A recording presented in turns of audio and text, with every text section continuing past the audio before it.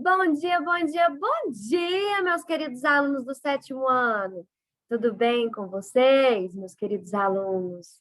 Eu espero que vocês estejam todos bem nessa sexta-feira maravilhosa.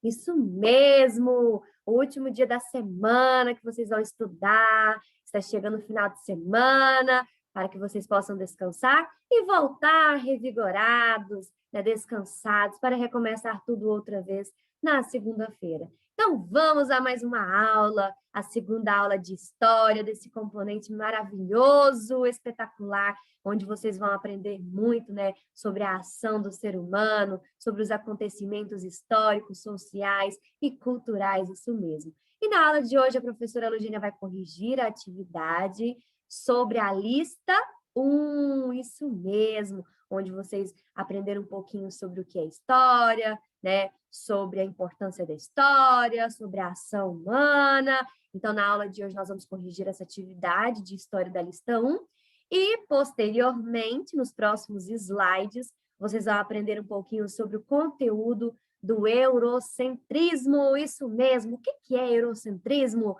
Qual que é a ligação do eurocentrismo com o estudo da história? Isso tudo vocês vão aprender na aula de hoje. Então, eu quero que vocês continuem ligadinhos na aula da professora Lugênia e permaneçam comigo até o final, porque vocês vão aprender muita coisa hoje, muitas informações. Então, vamos lá? A professora Lugênia vai compartilhar a tela aqui com os slides, isso mesmo.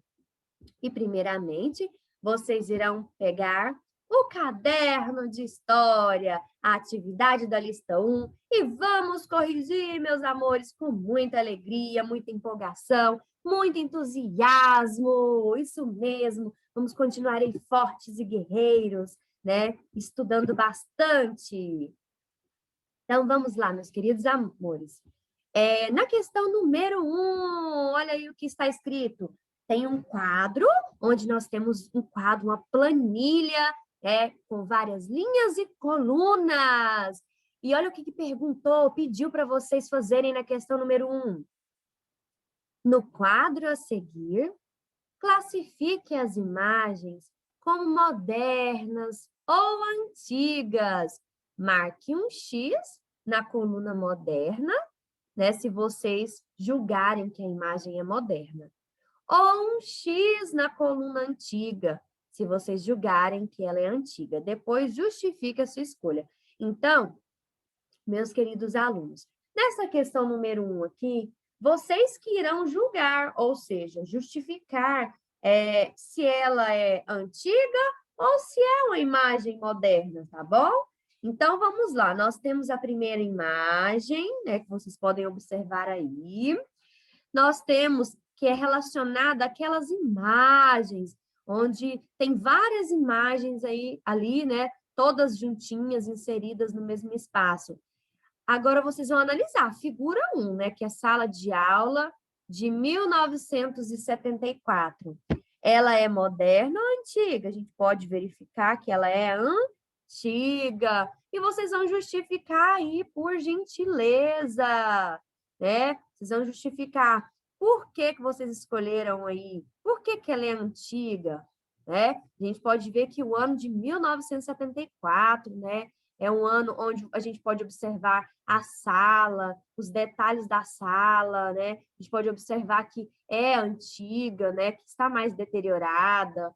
Agora, e a sala de 2010, né? Ela é moderna ou antiga? Moderna. Por que ela é moderna? Olha os detalhes das cadeiras, os detalhes da sala de aula, o ano dessa sala. Então, vocês vão justificar aí. A 3, mulher com roupas distintas. Olha o vestido dela, né, da figura 3. É antiga, por quê? Olha as vestimentas. É um vestido mais rodadinho, né? É naquele período ali da escravidão. Mostra uma vestimenta diferente, né? Da figura 4, que é uma mulher com roupas distintas, né? Que ela é mais moderna, é uma vestimenta contemporânea, é mais interessante, é uma vestimenta chamativa, é uma vestimenta que nós, né, hoje nós estamos bem evoluídos na questão das vestimentas, né? As mulheres todas elegantes, né? Com as roupas mais modernas. Assim, o meio de transporte, o foguete moderno, né?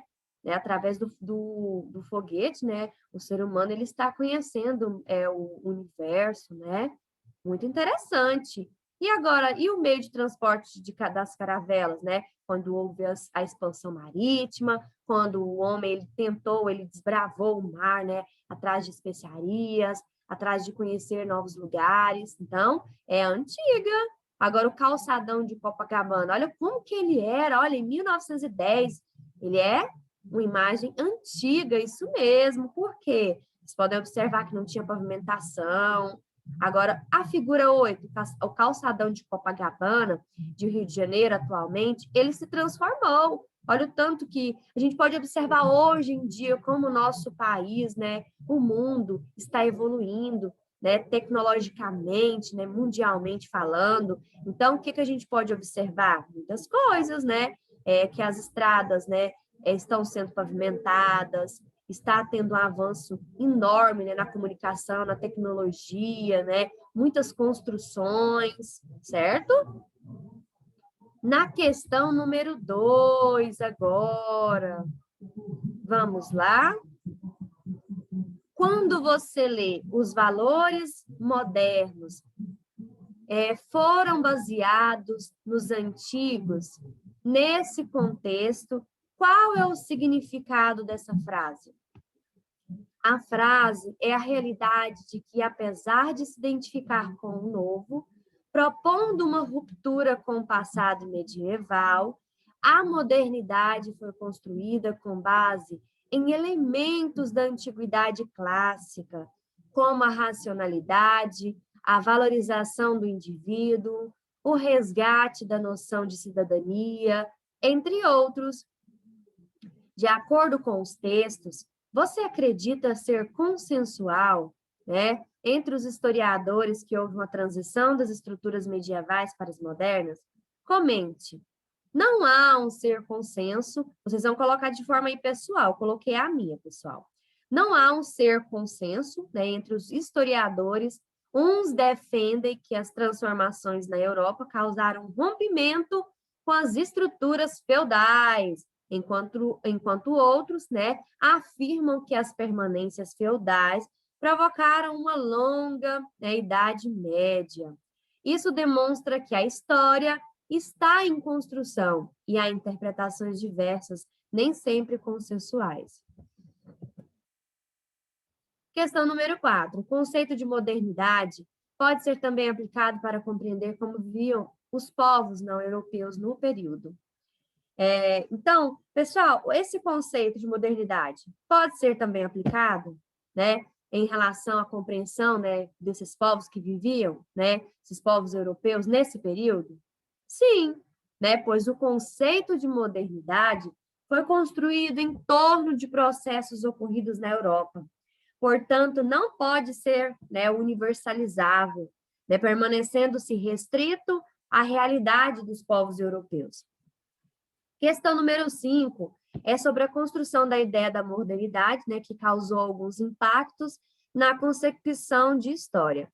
Sobre essa ideia de modernidade, né, nas alternativas a seguir, vocês iriam ter que analisar e marcar V para verdadeira e F para falsa. Então, a primeira nós podemos verificar que é verdadeiro, né, porque fala do resgate, né, resgatando os valores da antiguidade clássica, né, a construção da modernidade partiu de fundamentos como a valorização da razão e a afirmação de práticas de cidadania, né? Ou seja, né, foi aí através, né, dos valores, tentando resgatar aí na antiguidade clássica. Hoje nós podemos observar o tanto que o cidadão, né, ele tem direitos, né, em frente à sociedade, em relação aos direitos, tem os deveres também, mas hoje nós temos muitos direitos. Na letra B, o estado típico da modernidade, chamado Estado moderno, seria, portanto, uma entidade apenas administrativa? Pessoal, é apenas administrativa? Pois era regida por leis e administrada por funcionários especializados?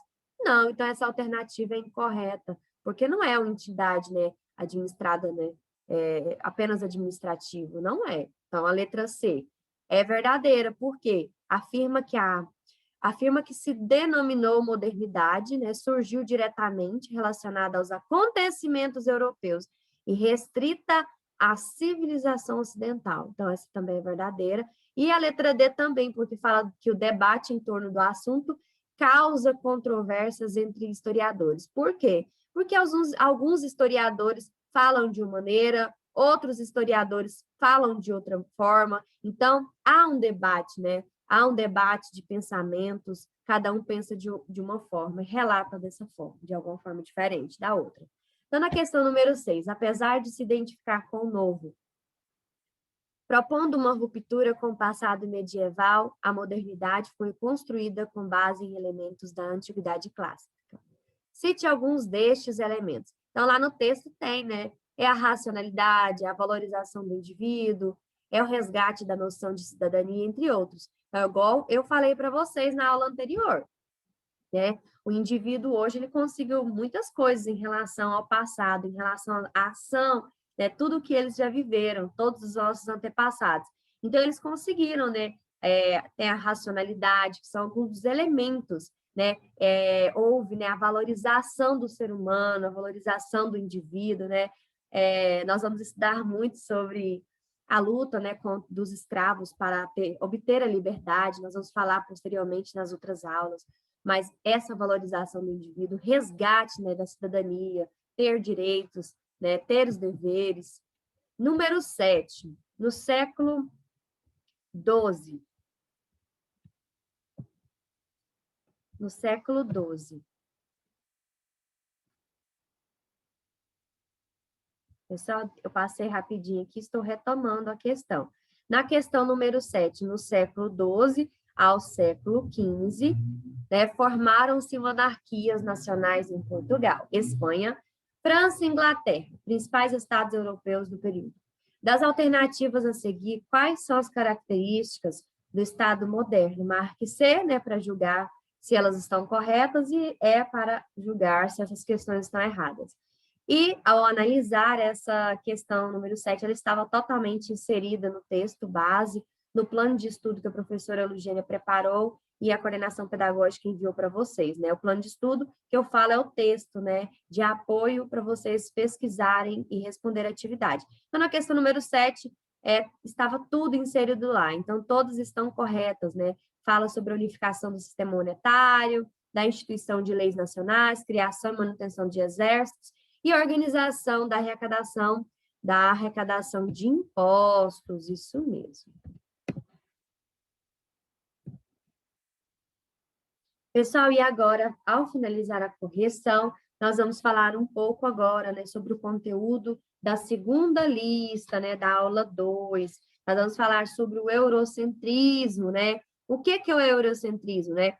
É uma teoria, é uma palavra, né, ou uma expressão que vai denominar algumas informações, né, extremamente importantes. Então, vamos lá, o que é eurocentrismo? Eurocentrismo é o modo de julgar o mundo, certo? A partir, né, de um ponto de vista europeu, influência que política cultural, econômica, social, a Europa exerce sobre outras variedades, né, variadas áreas, países, povos e culturas. Pessoal, então eu vou explicar de uma forma bem clara e sucinta para vocês entenderem. Na palavra nós temos euro e o centrismo. Juntando aqui, ó, vocês podem observar, deixa eu pegar minha canetinha aqui.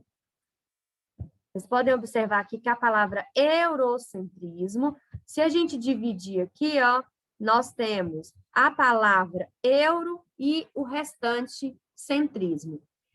Euro significa Europa, viu, pessoal? E o centrismo é o centro. Ou seja, significa que a Europa, né, está no centro, certo? Então, o que significa isso na prática, né, meus amores?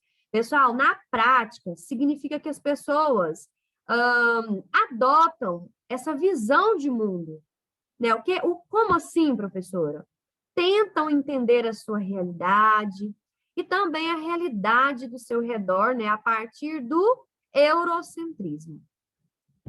Elas vão considerar a cultura europeia, as práticas sociais, as práticas econômicas, né, as línguas, os governos, e aí de uma maneira assim superior, né, como as principais, né, dentro dos processos, né, de formação da sociedade, né?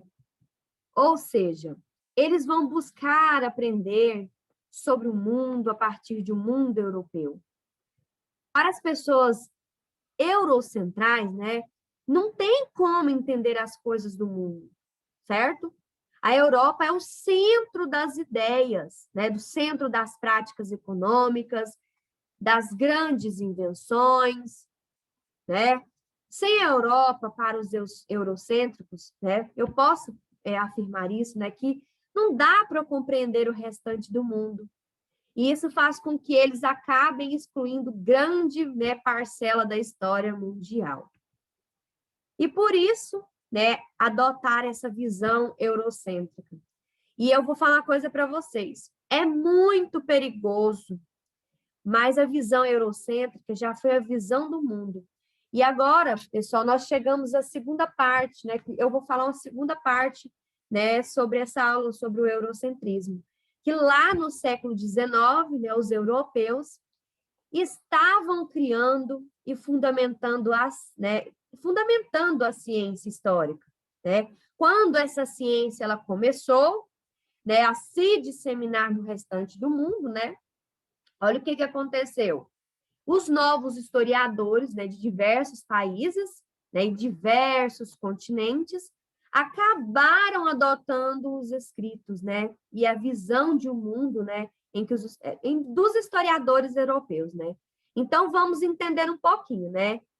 Então, entender a história de diversos países também perpassa por entender como as influências europeias, né, chegaram nesses países. Só recentemente, com o revisionismo, no final do século XX, agora né, nós estamos no século XXI, né? Nós estamos começando a superar essa visão de mundo europeia, eurocêntrica. Mas algumas coisas, né, ainda ficaram, né? Ainda ficaram aí na história. A periodização, né, da história, quando a história foi classificada em períodos, né? Como assim, professora? Em história antiga, história medieval, moderna, contemporânea, né? É uma periodização, né? A história ela foi dividida em períodos, né? É a divisão da história, né? Feita pelos europeus. E até hoje, viu, pessoal? Até hoje, nós brasileiros adotamos essa divisão, né? Nós não conseguimos ainda, né, criar uma nova divisão que possa contemplar esses outros fenômenos da nossa história. Por exemplo, vou falar de uma coisa importante. Onde que eu vou encaixar a história das sociedades indígenas, a história dos índios? Eu vou entender essa sociedade como sociedades antigas? Eu posso relacionar a sociedade indígena com as sociedades antigas, primitivas, pré-históricas? Será que é a melhor forma de entender essas sociedades, já que os europeus, né, dividiram em período, né, o mundo a partir da sua própria realidade e não da realidade dos outros? Então, os europeus, eles relataram de acordo com a realidade do país deles. Eles não relataram conhecendo as realidades, a realidade, né, dos outros lugares, dos outros países, né? Então, note, pessoal, que o eurocentrismo, ele influencia, isso mesmo, até no próprio currículo. Ou seja, os conteúdos que eu, a professora Lugênia, todos os professores de história, né, temos que ensinar para vocês. Nós temos muito da história europeia, e às vezes menos do que deveríamos ter, né, da história do nosso país, da história do Brasil, ou a história das Américas, né? Né? Por isso que conhecemos, por isso não conhecemos, né? Conhecemos pouco, né, dos países, né, latino-americanos. Nós conhecemos pouco, né, da história, assim, pouco, né, pouco da história dos países vizinhos, do nosso próprio país, né? Então, isso é o eurocentrismo, né? Ainda se manifestando, ou seja, para superar essa visão, nós temos que reformular as nossas práticas de ensino, as nossas leis, né? Nós temos muitas leis novas, né, que já foram, que estão sendo criadas e vindo, que estão tentando valorizar a história nacional. Só que nós precisamos de mais interesse, como eu posso afirmar? Devemos lutar, né? O país ele tem que lutar para poder mostrar mais sobre a cultura, mais sobre a história do próprio país, não ficar somente relacionada, né, com a história dos europeus, né, sobre essa visão eurocentrista, né? Eu espero que vocês tenham compreendido, né, de uma maneira bem satisfatória, né, sobre o que é eurocentrismo, né, como ele influencia no estudo da história. E agora vamos falar aí, né, eu já falei um pouquinho sobre os aspectos históricos. A história da África costuma ser eurocêntrica, agora a gente vai falar um pouquinho sobre a África. Sofreu mazelas com o neocolonialismo, é o berço da humanidade, primeiros indivíduos do gênero humano, dominavam técnicas de agricultura, mineração, ourivesaria e metalurgia. Usavam sistemas matemáticos elaboradíssimos, conhecimentos de astronomia e de medicina, a biblioteca de Tombuctu, em Mali. Pessoal, então vamos falar um pouquinho sobre a África e o Brasil. No período colonial, milhões de africanos de diversas etnias foram trazidos ao Brasil na condição de escravos. Com eles vieram culturas, idiomas e religiões que foram ressignificados por meio do contato estabelecido com povos indígenas e europeus. Esse contato deu origem a diversas manifestações culturais, como o samba, a capoeira, o candomblé, as congadas e o maracatu. Muitas das comunidades quilombolas, formadas por descendentes de africanos escravizados que buscavam a liberdade, persistem até os dias de hoje.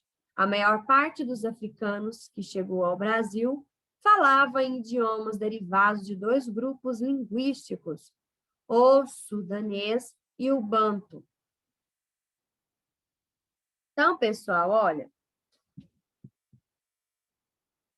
vamos falar sobre a escravidão, né? Sobre a escravidão, o tráfico de escravos. Né? Foi durante o século XV ao século XIX. A África foi vista apenas como uma reserva de mão de obra escrava. Traficantes montavam feitorias para a troca de indivíduos por mercadorias. Os mercadores europeus, né, estimulados pela necessidade de mão de obra, né, na América, se associavam aos africanos para que capturassem e vendessem aos europeus, né, escravizados. Né, coitadinho deles, né? Os escravizados eram mantidos encarcerados, né, de maneira, assim, de forma desumana, a esperar pelos navios, né, tumbeiros, né, aqueles navios negreiros. É muito triste, né? Tudo que a gente vai estudar na história. Então, a escravidão na África era praticada desde os tempos mais remotos. Em geral, escravizavam-se os inimigos, os prisioneiros de guerra, os condenados por crimes e os que não pagavam suas dívidas. Os árabes também praticavam a escravidão. Adquiriram escravos africanos, eslavos, búlgaros, gregos, turcos, e os comercializavam nos mercados muçulmanos. Com a chegada dos europeus, né, que foi no século XV, o comércio de escravos tornou uma atividade fundamental no Atlântico. Então, eles capturavam aí, né, os africanos, né, eles usavam eles nas trocas, né, as trocas, principalmente no comércio, para poder troca de favores, venda. Então, eles eram escravizados, trabalhavam, sofriam, eram castigados. Então, a escravidão, né, iniciou ali, né, com a captura ali das pessoas, né, dos seres humanos, das pessoas, dos africanos, né, em geral. Os portugueses, primeiros exploradores, estabeleceram acordo com as elites africanas para organizar o tráfico negreiro, né? Atividade marcada pela violência aí, né? Que também renderia altos lucros para a Holanda, Grã-Bretanha e também para a França. Diáspora africana. Entre os séculos XV e XIX, milhões de africanos foram trazidos à América como escravos, né? Pessoal, agora nós vamos falar um pouquinho, né, sobre a partilha da África, né? O que é partilha, né? É um conjunto de acordos entre as potências imperialistas europeias, né? Ali do século XIX, né? Sobre a posse dos territórios, né, no continente africano, né, que determinou essa partilha aí, partilha da África. Com o advento dos estados nacionalistas, né, industrializados na Europa no século XIX, as demandas econômicas, ou seja, as matérias-primas, né, o mercado ali consumidor e também a mão de obra, tornaram-se acirradas. Essa disputa lançou as principais potências europeias e também, né, as outras regiões. Sobretudo, né, os continentes, o continente ali asiático, né, o africano, com o objetivo de satisfazer nessas necessidades. Então, o continente africano, pessoal, em especial, né, foi o que mais sofreu com todas essas transformações, né? E a chamada partilha da África tornou-se a expressão, isso mesmo, principal dessas mudanças, né? A expansão dos domínios, né, das potências europeias sobre a África, ocorreu em 1830 e 1880.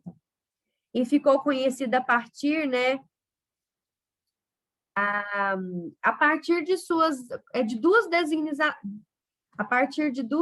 designações, né, pessoal? O imperialismo e também o neocolonialismo, certo?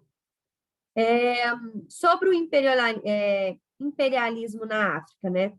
Teve como pontapé inicial a expansão do Império Francês, isso mesmo, que conquistou a Argélia e ansiava recuperar o esplendor, né, do período ali napoleônico, certo? Então, pessoal, eu coloquei aí, ó, a partilha da África. Vamos ver como que a gente divide isso?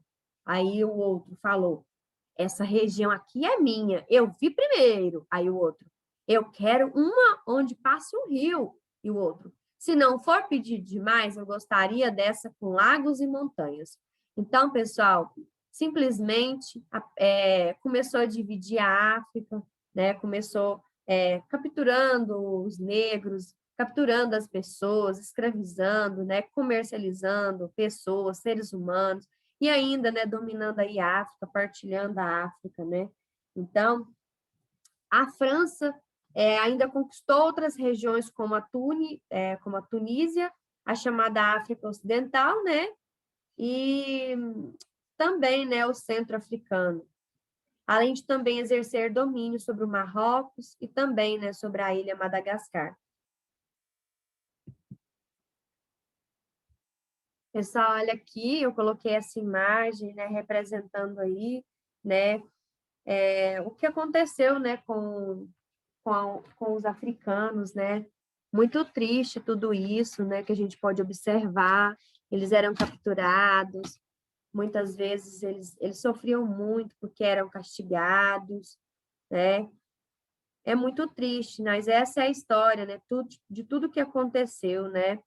Então, eu quero só enfatizar para vocês que o ensino da história do Brasil, ele faz parte da vida de cada brasileiro, né?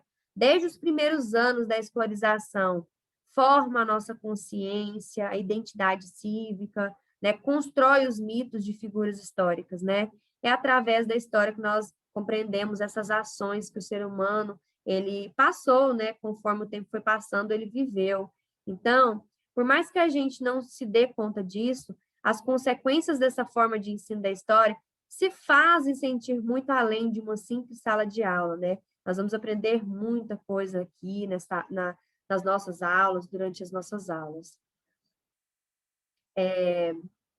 Pessoal, agora a professora Lugênia vai falar um pouquinho, né, sobre como é necessário, né, entender um pouquinho sobre a história, entender como foi esse processo, né, como os africanos, né, eles viveram. Então, o eurocentrismo é isso, certo? É o estudo, né, sobre a Europa Central, né? O etnocentrismo é uma atitude de considerar sua própria cultura, né, como a superior ou melhor, inferiorizando as demais, né? Então, ou seja, é ter no seu centro de referência apenas a sua cultura. Então, foi o que fez, os europeus queriam fazer isso, falar somente da cultura deles, sem conhecer a realidade dos outros países.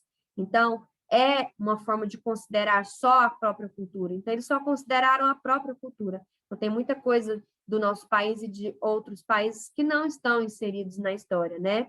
Então, essa é uma definição bem parecida, né, com o eurocentrismo. A postura de ter os seus valores, né, os valores europeus, né, principalmente aqueles ligados à história da colonização, né, do racismo, né, como seu centro de referência e verdade. É possível dizer que o eurocentrismo é um etnocentrismo, né? Ele é qualquer atitude etnocêntrica, né? O olhar eurocêntrico foi responsável por diversas violências e está relacionado com muitas desigualdades sociais, certo? É muito interessante o estudo do eurocentrismo. Economia africana, com crescimento positivo a partir da exportação de matérias-primas, como os produtos agrícolas, de mineração e de petróleo. A China tem sido o seu principal parceiro de continente, interessado, né, no petróleo africano. Na agropecuária, né, na agropecuária extensiva, nas estepes e de exportação em meio a florestas e as savanas, destacando a produção do algodão, amendoim, cacau, café, chá de cana-de-açúcar, dividida em agricultura de subsistência, agricultura permanente e o plantation, né, que é a exportação. Recursos e minerais. Os produtos minerais, né, representam mais da metade das exportações, destacando a produção mineral em petróleo, gás natural, carvão, mineral, urânio, ferro, ouro, diamante, fosfato e cobre. Curiosidades sobre os continentes africanos. Eu coloquei aqui essa curiosidade. Os diamantes mais valiosos provêm das minas, né, da África do Sul. Encontram-se enterrados em grande profundidade no subsolo. Achei muito interessante. Pessoal, olha, vamos recapitular aí um pouquinho. Olha, eu quero que vocês entendam. Eurocentrismo e etnocentrismo, né? É utilizado somente em relação à Europa, né? Em sua posição de centralidade. Foi o que eu falei, né? Os europeus os historiadores, né, europeus colocaram na história, baseando tudo em sua realidade, né, um contexto ali do seu próprio país, da sua própria região, esqueceram de inserir, né, o restante, inserir de acordo com a realidade dos outros países. Então, é a posição de centralidade, né, importância ante as outras histórias e culturas.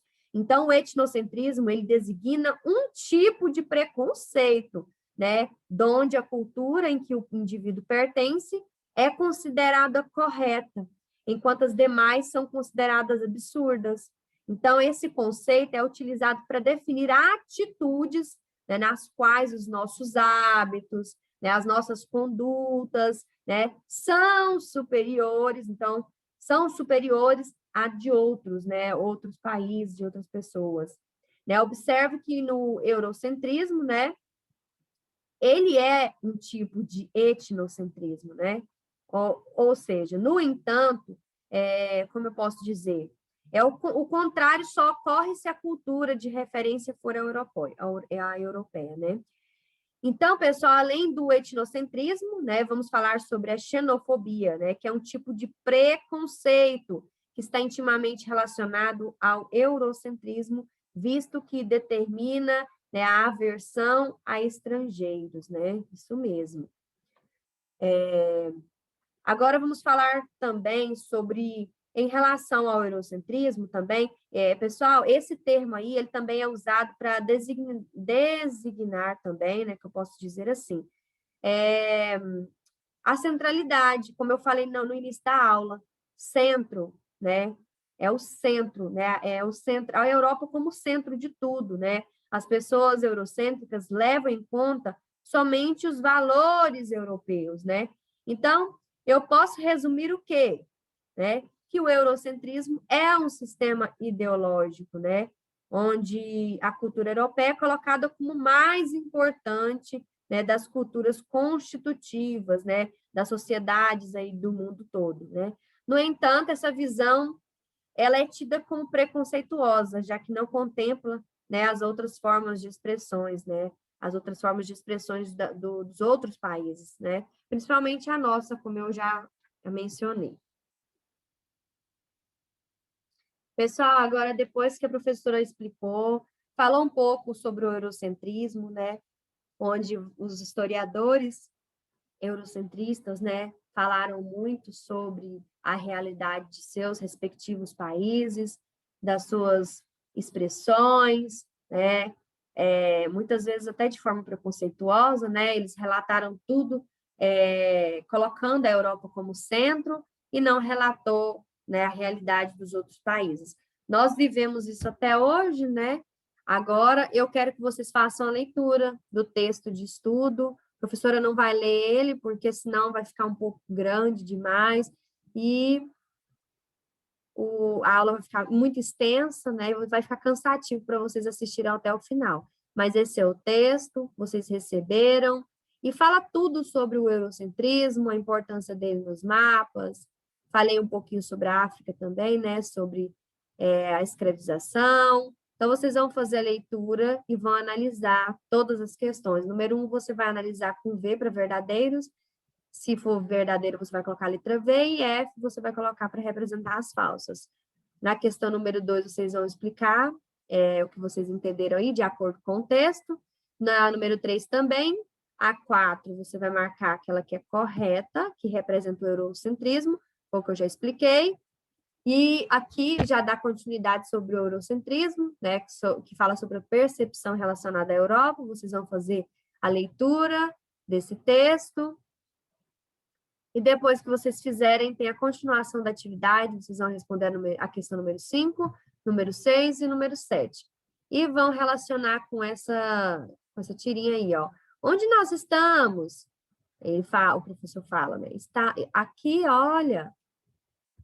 Mas então, a gente está de cabeça para baixo? Puxa vida, acho que de hoje em diante vou me sentir muito mais apegada a este chão. A gente vive de cabeça para baixo? De onde você foi tirar essa bobagem? É só olhar o globo, né, terrestre. Os do hemisfério norte vivem de cabeça para cima, nós de cabeça para baixo. É nada, ele fala que absurdo, é nada. Você não vê que os países desenvolvidos são justamente os que vivem de cabeça para cima? E o que isso prova? Que ficando de cabeça para baixo, as ideias da gente caem. Então, o que essa tirinha ela está querendo relacionar com o que a gente aprendeu? Que as nossas ideias estão para baixo, nossas ideias, nossas emoções, nossas expressões não foram totalmente inseridas na história. Então, a história ela é baseada mais em teorias eurocêntricas, né? Ou seja, relatando só as vivências, né? Colocando a Europa como centro de tudo. Então, a aula de hoje, eu espero que vocês tenham aprendido bastante, E agora a professora Lugênia vai compartilhar com vocês, agora, um vídeo para poder fechar a aula para vocês entenderem melhor. Eu espero que a aula não tenha sido cansativa, o professor explicou bastante, porque essa aula é bem extensa mesmo, e eu já queria concluir para vocês responderem a atividade da lista 2, porque nós estamos um pouquinho atrasados, nós temos que entrar na lista 3. Então, eu espero que vocês tenham compreendido. A professora Lugiane agora vai compartilhar o vídeo com vocês agora, tá bom? Um videozinho, certo? Então, vamos lá, a professora vai compartilhar o vídeo com vocês, para fechar a nossa aula de hoje.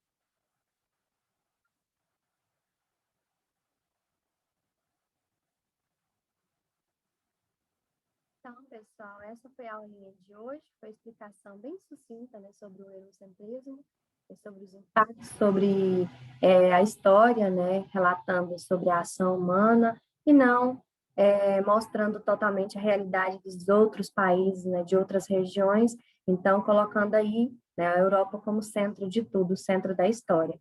Então, essa foi a aulinha de hoje, façam com muito capricho a atividade, respondam e não esqueçam de enviar a foto para a professora Lugênia, que através da foto que a tia Lugênia vai te avaliar, tá bom? Fica com Deus e até a próxima aula. Tchau, tchau.